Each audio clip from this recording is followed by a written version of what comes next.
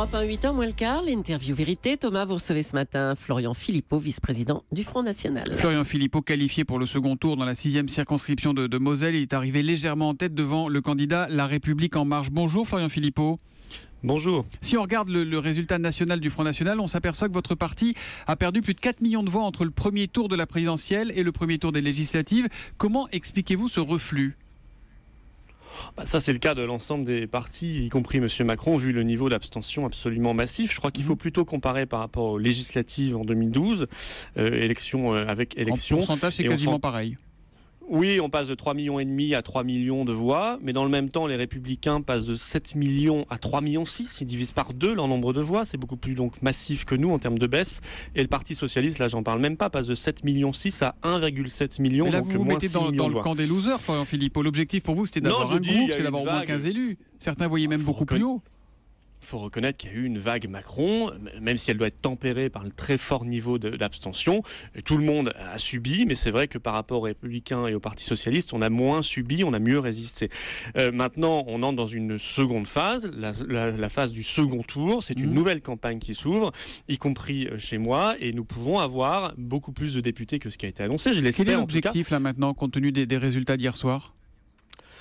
Un maximum, il faut un maximum de députés d'opposition. Sinon, l'Assemblée va être monocolore, macrono-macroniste. Ça n'a strictement aucun intérêt d'avoir 500 députés macrono-macronistes. Vraiment aucun intérêt, parce qu'il n'y aura pas sinon de voix d'opposition face à la loi travail qui va être terrible, la remise en cause du régime minier qui peut frapper des bassins comme le mien, bassin houillé, la hausse de la CSG, l'arrivée massive de migrants, l'Europe fédérale. Enfin, voilà, donc nous avons 120 second tours. On n'en avait que 61 en 2012, on en a le double cette fois-ci, donc combien 120 de gagnables candidats qualifiés au second tour. Je ne peux pas vous dire, nous sommes en tête dans 20 circonscriptions, comme la mienne par exemple, voilà, mais peut-être que dans d'autres circonscriptions nous ne sommes pas arrivés en tête, on peut quand même l'emporter, je le souhaite en tout cas. Il faut se mobiliser, il y a eu beaucoup d'abstentionnistes au premier tour, beaucoup de candidats qui ont fait un autre choix et qui ne voudront pas donner toutes les clés de la France, du trousseau France à M. Macron, tous les pleins pouvoirs à M. Macron. Quand vous dites qu'il faut un maximum de députés d'opposition, vous parlez de l'opposition Front National ou d'une opposition qui pourrait regrouper le Front National et peut-être une partie des Républicains ? Est-ce que vous lancez un appel à une sorte d'union des droites ? Non, vous savez que j'ai toujours considéré, à l'instar de Marine Le Pen, que le patriotisme dépassait la droite et la gauche, et beaucoup de républicains ne sont pas dans l'opposition. Ils sont déjà dans la main de M. Macron, y compris des socialistes aussi.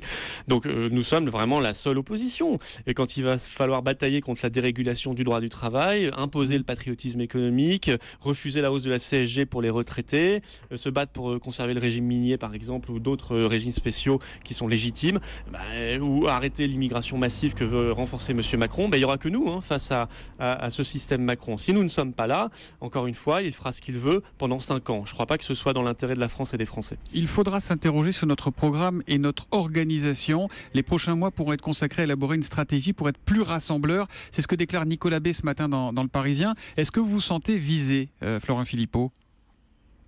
Non, moi qui suis arrivé en tête dans ma circonscription, je me sens visé en rien. Mais là, c'est pas le candidat, c'est le vice-président du Front National qui est peut-être visé, et à qui on dit t'as peut-être une part de responsabilité de la part de Nicolas B.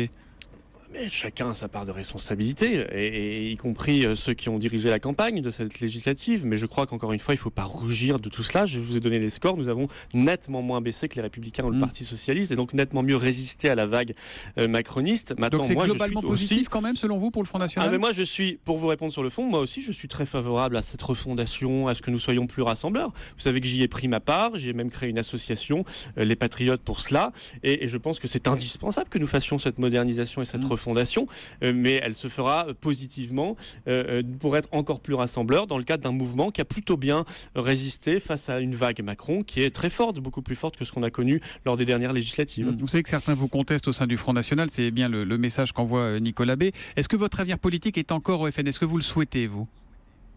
Encore une fois, je fais partie d'un de ceux qui sont en tête dans leur circonscription. C'était pas joué d'avance parce que je suis le seul en Moselle à être en tête. Et donc, même si je félicite mes autres camarades qui sont qualifiés, et donc moi je fais partie de ceux qui peuvent l'emporter, qui vont se battre pour l'emporter. Et bien sûr que ma place, elle est là pour faire gagner nos idées. Je me réjouis du très très haut score de Marine Le Pen, qui sera députée, j'en suis absolument persuadé, magistralement dimanche prochain. Mais encore une fois, viendra le temps de de ce travail que nous ferons sans remettre en cause nos idées. On est pour la souveraineté nationale, pour le patriotisme économique, pour réguler massivement l'immigration et faire en sorte que notre pays puisse avoir demain un avenir comme nation libre, sûre, prospère, indépendante, face à un système Macron qui veut la fondre dans la mondialisation sauvage. Si Marine Le Pen l'emporte à Hénin-Beaumont, comme vous le disiez, c'est vrai qu'elle fait un très haut score, elle fait 46% au premier tour. Si elle l'emporte à Hénin-Beaumont, elle ira à l'Assemblée nationale ou elle restera au Parlement européen? Parce qu'on ne peut pas cumuler les deux mandats. Non, elle ira bien sûr à l'Assemblée nationale, elle l'a toujours dit. Et vous avez raison de rappeler qu'on ne peut pas cumuler les deux mandats et donc, naturellement, elle sera députée de la nation. Et vous, si vous êtes élu, vous resterez député européen ou vous irez à l'Assemblée? Ah non, moi j'ai toujours dit aussi que si je me suis présenté, c'est pour devenir député de la nation. Encore une fois, c'est là qu'il y aura un nombre considérable manifestement de députés de M. Macron. Parfois d'ailleurs des gens assez peu recommandables qui vont malheureusement être élus. Moi j'ai vu des scores très importants pour des candidats qui ont été épinglés sévèrement au premier tour pour des affaires de fraude ou je ne sais quoi. Et bien malheureusement ils risquent d'être députés de la nation. Il va falloir donc encore plus se battre, redoubler d'ardeur. Vous savez comment vous surnomment vos adversaires politiques du côté de Forbach, j'imagine? Le candidat TGV ou la Madone de BFM TV, parce qu'on dit à chaque fois il se présente et puis à chaque fois il finit par démissionner de ses postes. Est-ce que là, si vous l'emportiez, ce serait un enracinement durable pour vous à Forbach? C'est faux d'ailleurs, parce que tout cela c'est faux. Je veux dire, et puis ceux qui ont dit cela et qui se retrouvent loin derrière moi et pas qualifiés au second tour de cette élection législative, alors qu'ils étaient soi-disant les favoris des favoris et absolument appréciés sur le terrain, je crois que maintenant ils vont la jouer un tout petit peu plus modeste.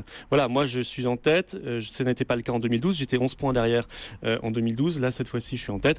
Écoutez, je crois que c'est la preuve de mon enracinement ici, de ma légitimité, et je vais faire une très belle campagne de second tour à Forbach et dans les 30 autres communes de cette circonscription, de ce bassin houiller, qui attend beaucoup et qui n'a pas besoin des coups que veut lui mettre M. Macron. Merci beaucoup Florent Philippot d'avoir été en direct ce matin sur Europe 1. Votre adversaire, c'est Christophe Arran qui lui a obtenu 22,01%. Pour vous, c'est 23,79%. Merci et bonne journée.